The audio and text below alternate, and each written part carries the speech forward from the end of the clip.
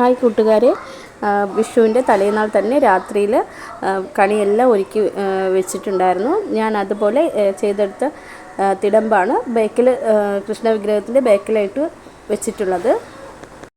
അതുപോലെ തിടമ്പ് ചെയ്യുന്നതിൻ്റെ വീഡിയോ ഒന്നും എടുക്കാൻ സാധിച്ചില്ല. അന്ന് രാത്രിയിലാണ് ഞാനത് ചെയ്തെടുത്തത്. തിടമ്പ് ഉണ്ടാക്കുന്നതിൻ്റെ ചിട്ടവട്ടത്തിലൊന്നും അല്ലായിരുന്നു തിടമ്പ് ചെയ്തിട്ടുണ്ടായിരുന്നത്. എൻ്റെ ഒരു ആഗ്രഹത്തിൻ്റെ പുറത്ത് ചെയ്തെന്ന് മാത്രമേ ഉള്ളൂ.